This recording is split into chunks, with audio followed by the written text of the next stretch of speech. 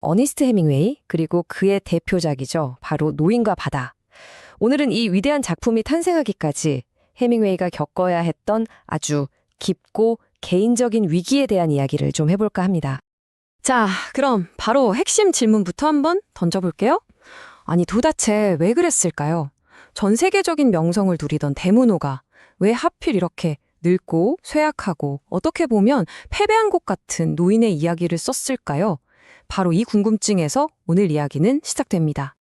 일단 우리가 아는 해밍웨이의 모습부터 한번 떠올려 볼까요? 모험가, 사냥꾼, 문학계의 거인, 정말 시대의 아이콘이었죠. 강인한 남성성의 상징, 파파라는 별명으로 불릴 만큼 그의 대중적인 이미지는 정말 뭐랄까 철옹성 같았어요. 하지만 그가 평생에 걸쳐 쌓아올린 이 완벽한 신화, 이 거대한 조각상 바로 뒤편에서는요, 아주 깊고 어두운 그림자가 자라나고 있었어요. 이제 그 화려한 겉모습 뒤에 감춰진 그의 진짜 현실 속으로 한번 들어가 보시죠. 바로 여기서부터 그의 말년을 송두리째 흔들었던 내면의 갈등이 시작되거든요. 네, 바로 이겁니다. 피할 수 없는 쇠락. 한번 생각해 보세요. 평생을 힘, 행동력, 강인함으로 자기 자신을 증명해온 사람이에요. 그런 사람에게 늙어간다는 것, 몸이 약해지고 사회적인 역할이 줄어드는 이 현실이 얼마나 끔찍하고 무서운 일이었을까요? 이걸 심리학계에서는 정체성의 붕괴라고도 부르는데요. 50대에 접어든 해밍웨이가 바로 이 위기에 정면으로 부딪힌 겁니다. 신체적인 힘도 예전 같지 않고 사회적인 역할이나 삶의 목적 같은 것들을 점점 잃어버릴 거라는 공포, 내가 나 자신으로 있을 수 없게 된다는 그런 끔찍한 두려움에 사로잡힌 거죠. 그의 몸이 얼마나 망가져 있었는지 한번 보세요. 뇌진탕만 5번, 몸에 박힌 파편이 227개, 알코올 중독의 우울증, 고혈압, 당뇨는 말할 것도 없고요. 이 정말 끔찍한 목록을 보고 있으면요, 그의 육체가 말 그대로 배신하고 있었다는 걸 알 수 있습니다. 완전히 무너져 내리고 있었던 거죠. 몸만 아팠던 게 아니에요. 정신적으로도 그는 완전히 고립되어 갔습니다. 1940년대에 들어서면서 보세요. 피츠제럴드, 제임스 조이스, 거트루드 스타인, 가장 가까웠던 친구이자 문학적 동지들이 하나둘씩 세상을 떠났습니다. 그의 세계는 점점 텅 비어갔고 그는 유령들 사이에서 홀로 남겨진 듯한 극심한 고독감에 시달렸죠. 자, 이렇게 안팎으로 무너져 내리고 있을 때 설상가상으로 외부에서 그를 공격하는 세력이 나타납니다. 바로 비평가들이었죠. 마치 피냄새를 맡은 상어떼처럼 그에게 몰려들기 시작한 겁니다. 1950년에 발표한 소설 강 건너 숲속으로가 정말 엄청난 혹평을 받았거든요. 그러자 문단에서는 아예 대놓고 그에게 사망 선고를 내립니다. 해밍웨이는 이제 끝났다. 이 한마디가 그의 가장 깊은 곳에 있던 불안감을 그대로 찔러버린 거죠. 해밍웨이는 당연히 가만히 있지 않았죠. 엄청나게 공격적으로 반응했어요. 비평가들을 향해서 예술계의 환관이다. 모든 비평은 그냥 똥이다. 이렇게 소리쳤습니다.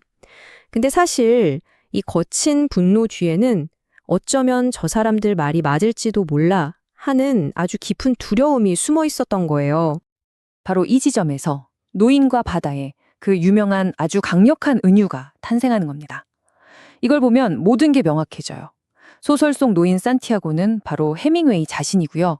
그가 목숨 걸고 싸워서 낚아올린 거대한 청새치는 그의 문학적 걸작, 그의 작품이죠. 그리고 그 위대한 작품을 무자비하게 물어뜯어서 뼈만 남기는 상어떼. 이건 뭐겠어요? 바로 비평가들이었던 겁니다. 그러니까 노인과 바다는 그냥 소설이 아니었던 거예요. 이건 해밍웨이가 자기 인생의 가장 큰 위기 앞에서 내놓은 아주 치열한 예술적인 대답이었습니다. 이 작품을 통해서 무너져 내린 자기 자신을 다시 세우려고 했던 거죠. 노인과 바다가 담고 있는 이 깊은 통찰을 제대로 이해하려면요, 해밍웨이의 세계관이 어떻게 변해왔는지를 쭉 훑어볼 필요가 있어요. 크게 3단계로 볼 수 있는데, 폭력의 세계에서 출발해서 연결의 세계를 지나 마지막으로 하나된 세계로 나아가는 과정입니다. 초기 해밍웨이에게 세상은 그냥 잔인하고 무심한 폭력의 공간이었어요. 인디언 캠프 같은 초기 단편들을 보면 그렇죠. 삶은 갑자기 닥쳐오는 비극으로 가득하고 인간은 그 거대한 힘 앞에서 속수무책으로 당할 뿐입니다. 세상은 튀어나온 못을 보면 무조건 때려박으려는 망치 같은 곳이다. 이런 비관적인 인식이 그의 초기 작품 세계를 완전히 지배하고 있었죠. 그러다가 스페인 내전을 겪으면서 쓴 누구를 위하여 종은 울리나에서 그의 관점이 극적으로 바뀝니다. 누구도 섬은 아니다 라는 유명한 구절처럼 그는 더 이상 인간을 혼자인 존재로 보지 않아요. 우리는 모두 거대한 대륙의 일부처럼 서로 연결되어 있고 함께 싸워야 한다는 연대의식을 깨닫게 된 겁니다. 그리고 마침내 노인과 바다에서 그의 세계관은 최종 단계에 도달합니다. 주인공 산티아고가 뭐라고 하나요? 나와 물고기는 형제다. 심지어 바다, 저 멀리 있는 별들까지도 다 형제라고 느끼죠. 모든 존재가 하나로 연결되어 있다는 거의 생태학적이고 우주적인 합일의 경지를 보여주는 겁니다. 자, 그럼 이 소설의 진짜 핵심 주제로 들어가 보죠.